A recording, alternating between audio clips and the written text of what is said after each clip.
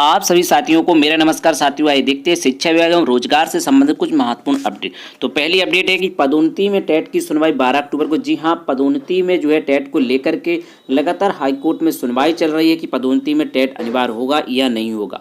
फिलहाल जो है अभी उसमें सुनवाई चल रही है और कब मामला जो है अंतिम चरण में पहुंचेगा यह देखना होगा। वहीं सुप्रीम कोर्ट का फैसला माने राज्य। जी हां, एनसीटी ने स्पष्ट कर दिया है कि सुप्रीम कोर्ट ने जो 11 अगस्त का जजमेंट दिया था प्राइमरी में बीएड को बाहर करने का, उसको जो है सभी राज्य माने। इस संबंध में जो है एनसीटी ने एक लेटर जो है सभी राज्यों को लिखा है। वहीं 69,000 भर्ती की सुनवाई विशेष खंडपीठ करेगी। जी हाँ, 69,000 भर्ती में जो है आरक्षण को लेकर के और कई अन्य मामलों को लेकर के हाईकोर्ट में लगातार सुनवाई चल रही है और जो है इसको लेकर के 69,000 भर्ती की लिस्ट को रिविजिट करने की बात भी कही गई थी। वहीं डीएलएड प्रथम चरण में 9,639 ने लिया प्रवेश। जी हाँ, डीएलएड में इस समय काउंसलिंग चल रही है, अर्थात बीटीसी उत्तर प्रदेश में जो है इसकी काउंसलिंग चल रही है और प्रथम चरण की सीट अलॉटमेंट हो चुका है और वहाँ पर 9,639 को जो है सीट अलॉट की गई है।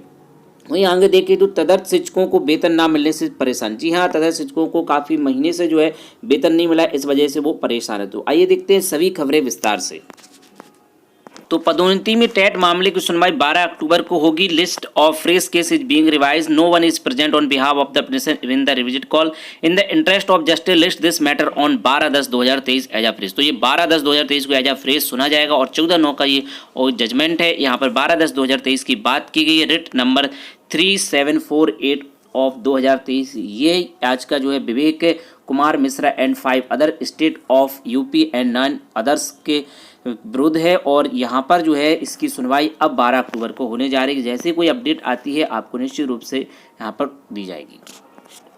वहीं अब जो है एनसीटी ने जो है सुप्रीम कोर्ट के फैसले को मान लिया है। राष्ट्रीय शिक्षक शिक्षा परिषद एनसीटी ने सभी राज्यों को पत्र लिखकर प्राथमिक विद्यालय के लिए जारी सुप्रीम कोर्ट के फैसले को मानने को कहा है। सुप्रीम कोर्ट ने कहा है कि बीएड किए हुए अभ्यर्थी लेवल वर्ग 1 से 5 शिक्षक भर्ती प्रक्रिया में हिस्सा लेने की योग्य नहीं है। एनसीटी ने कहा है कि सुप्रीम कोर्ट के फैसले में कहा गया है कि लेवल 1 वर्ग 1 to 5 में सिर्फ बीटीसी बेसिक ट्रेनिंग सर्टिफिकेट धारक या डीएलएड किए हुए अभ्यर्थी शिक्षक बनने के पात्र है। सुप्रीम कोर्ट के इस फैसले को सभी राज्यों और शिक्षा विभाग को मानना होगा। तो अब यहाँ पर एनसीटी ने स्पष्ट कर दिया है अब किसी भी राज्य में जो है 1 से लेकर के 5 तक जो है बीएड एलिजिबल नहीं रहेगा और इस प्रकार से देखा जाए तो अब बीएड के रास्ते प्राथमिक में पूर्ण तरीके से बंद हो चुके हैं। तो चलिए अब देखते हैं अगले अपडेट।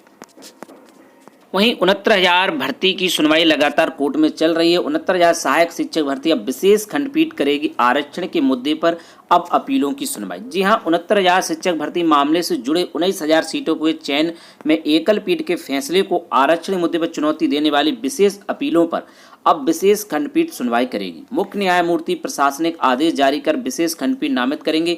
एक पक्ष के अधिवक्ता अमित सिंह भदौरिया ने बताया कि मुख्य न्यायमूर्ति ने विशेष खंडपीठ नामित करने का मौखिक आदेश दिया है। इससे पहले यह मामला सुनवाई के लिए बृहस्पतिवार को इलाहाबाद हाईकोर्ट की लखनऊ पीठ में मुख्य न्यायमूर्ति प्रीतंकर दिवाकर जी और न्यायमूर्ति राजन रॉय की खंडपीठ के सामने पेश हुआ। बता दें कि खुद को आरक्षण पीड़ित बताने वाले 13 अभ्यर्थियों समेत अन्य ने मामले में एकल पीठ के बीते 13 मार्च के फैसले को 2 न्यायाधीशों की खंडपीठ के समझ विशेष अपीलें दायर कर चुनौती दी है। तो 69,000 शिक्षक भर्ती का मामला जो है कोर्ट में इस समय चल रहा है और ये भर्ती जो है लगातार विवादों में है। कई वर्ष हो गए लेकिन अभी तक जो है इसके विवाद समाप्त नहीं हुआ। अब देखते हैं कि यह विवाद कब तक समाप्त होते हैं।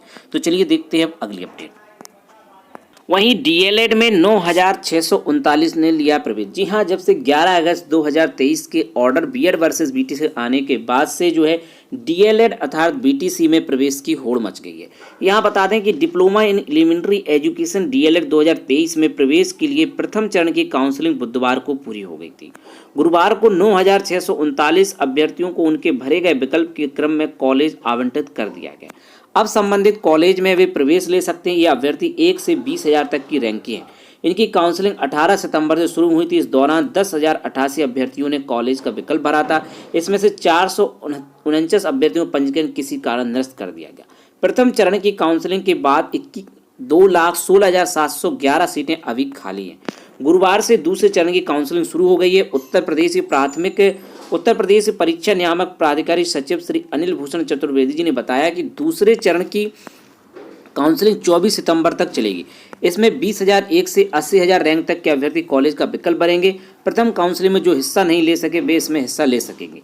25 सितंबर को इन अभ्यर्थियों को कॉलेज आवंटित कर दिया जाएगा। इसके बाद तीसरे चरण की काउंसलिंग 26 से 29 सितंबर तक होगी।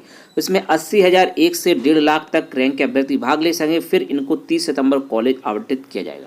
चौथे चरण की काउंसलिंग 30 सितंबर से 5 अक्टूबर तक हो। उसमें 1.5 लाख 1 से लेकर के 2,40,000 रैंक तक के अभ्यर्थियों को मौका दिया जाएगा। उनको 6 अक्टूबर को कॉलेज आवंटित किया जाएगा। जिनको संस्थान आवंटित हो चुका है वे 15 अक्टूबर तक प्रवेश प्रक्रिया पूर्ण करा लें। तो यहाँ पर पूरा डीएलएड का काउंसलिंग का जो शेड्यूल है आप यहाँ पर देख सकते हैं। जो भी अभ्यर्थी डीएलएड यानी बीटीसी करना चाहते हैं और प्राथमिक में टीचर बनना चाहते हैं यानी कि 1 से 5 के लिए, तो क्योंकि अब डीएलएड अर्थात बीटीसी ही एलिजिबल है तो इसलिए यहाँ पर जो है अब सीटें इसकी पूरी भरने की पूरी उम्मीद है। और इसका काउंसलिंग शेड्यूल आप देख लें। अगर आप इस रैंक में आते हैं तो आप अपनी काउंसलिंग करा लें। और जिनको विद्यालय आवंटित हो चुका है यानी कॉलेज आवंटित हो चुका है वो 15 अक्टूबर तक उसमें प्रवेश जरूर ले लें। तो चलिए देखते हैं अब अगली अपडेट। वहीं आश्रम पद्धति विद्यालयों के संविदा शिक्षकों को राहत जल्द। जी हां, जनजाति विकास विभाग के आश्रम पद्धति विद्यालय में कार्य संविदा शिक्षकों को जल्द राहत मिलेगी। लंबित मांगों को लेकर समाज कल्याण विभाग के प्रमुख सचिव डॉक्टर हरिओम व राज्य कर्मचारी संयुक्त परिषद के अध्यक्ष जीएन तिवारी से सकारात्मक वार्ता हुई। इसमें शिक्षकों की समस्याओं के जल्द समाधान पर सहमति बनी है। संयुक्त परिषद की सचिव अरुणा शुक्ला ने बताया कि प्रमुख सचिव ने स्पष्ट किया किसी भी शिक्षक को बिना अवसर दिए निकाला नहीं जाएगा। जिन शिक्षकों को नोटिस दिया गया उन सभी से स्पष्टीकरण लेकर सेवा में रखा जाएगा। जिन 3 संविदा शिक्षकों को 2020 में निकाला गया उनके संबंध में भी शीघ्र निर्णय लिया जाएगा। उन्होंने बताया कि 7वें वेतन आयोग क्रम में शिक्षकों और कर्मियों को जल्द ही निर्णय लेकर संविदा राशि में संशोधन का लाभ दिया जाएगा। वहीं आगे बात करें तो तदर्थ शिक्षक वेतन न मिलने से परेशान। एडेड माध्यमिक विद्यालयों के तदर्थ शिक्षकों का लगभग 14 माह का वेतन अभी फंसा है। उत्तर प्रदेश माध्यमिक तदर्थ संघर्ष समिति के संयोजक राजमणि सिंह ने कहा कि वेतन नहीं मिलने से तदर्थ शिक्षकों की आर्थिक स्थिति दयनीय हो गई। उन्होंने बताया कि माध्यमिक शिक्षा निदेशालय पर मांग को लेकर हुए धरने में पहुंचे भाजपा विधायकों श्रीचंद शर्मा, उमेश द्विवेदी, मानवेंद्र सिंह, बाबूलाल तिवारी, अवनीश सिंह, अरुण पाठक ने आश्वासन दिया था कि समस्या 15 दिनों में निस्तारित कर दें, लेकिन 1.5 माह बाद भी न वेतन मिला न ही सेवा सुरक्षा हुई। उन्होंने कहा वेतन न मिलने और सेवा सुरक्षा न होने से तदर्थ शिक्षकों में काफी आक्रोश है। तो यहाँ पर तदर्थ शिक्षकों ने जो है वेतन न मिलने से अपनी मांग उठाई है और मांग की है कि उन्हें 14 माह का वेतन दिया जाए।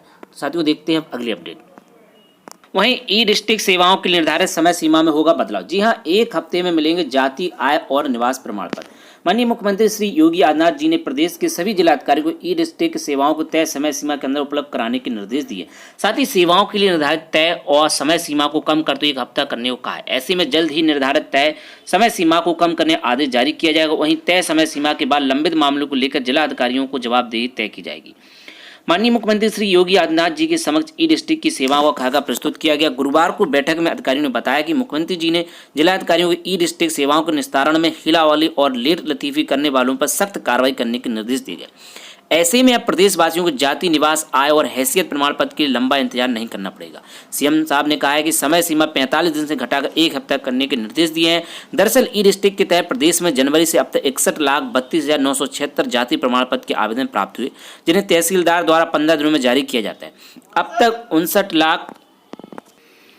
59,13,420 आवेदनों को निस्तारित जो है किया जा चुका है, जिसका रेशियो 96%। वहीं 2,12,270 आवेदन तय समय सीमा में लंबित है, जबकि 7,329 आवेदन तय समय सीमा के बाद भी लंबित है। जनवरी से अब तक 76,45,970 निवास प्रमाण पत्र के आवेदन प्राप्त हुए हैं, जिन्हें उप जिलाधिकारी द्वारा 20 दिनों में जारी किया जाता है। 45 दिन है अभी प्रमाण पत्र जारी करने की अधिकतम तय समय सीमा। 7,000 से ज्यादा जाति प्रमाण पत्र के आवेदन तय समय सीमा के बाद है लंबित। तो साथियों देखते हैं अगली अपडेट। वहीं ऐतिहासिक राज्यसभा में माननीय प्रधानमंत्री जी नरेंद्र मोदी जी ने कहा है कि चर्चा का हर शब्द भविष्य में काम आएगा। महिला आरक्षण विधेयक को सर्वसम्मति से मंजूरी, 72 सांसदों ने विधायक पर रखी राय। 10 घंटे 30 मिनट तक इस बिल पर हुई चर्चा। संसद और राज्यों की विधानसभा में महिलाओं को 33% आरक्षण मिलने का रास्ता साफ हो गया। राज्यसभा में गुरुवार को नारी शक्ति बंधन अधिनियम सर्वसम्मति से पारित हो गया। इस मौके पर प्रधानमंत्री श्री नरेंद्र मोदी जी ने कहा, इस सदन में हुई सार्थक और महत्वपूर्ण चर्चा का हर शब्द भविष्य में काम आएगा। कोई विरोध नहीं। विधेयक के पक्ष में 215 वोट पड़े, वहीं विरोध में कोई मत नहीं पड़ा। राज्यसभा में बिल पर 10.5 घंटे से ज्यादा चर्चा हुई और 72 सदस्यों ने चर्चा में हिस्सा लिया। तो साथियों आज की प्रमुख अपडेट में बस इतना ही। ऐसे ही इंपॉर्टेंट अपडेट के लिए आप हमारे चैनल शिक्षा विभाग को सब्सक्राइब कर लें। वीडियो अगर आपको पसंद आए तो वीडियो को लाइक करें और शेयर करना ना भूलें। साथ ही आप हमसे व्हाट्सएप ग्रुप, टेलीग्राम और फेसबुक पेज के माध्यम से हमसे जुड़ सकते हैं। तो साथियों, मिलते हैं किसी नेक्स्ट वीडियो में नए अपडेट के साथ, नई जानकारियों के साथ। जय हिंद।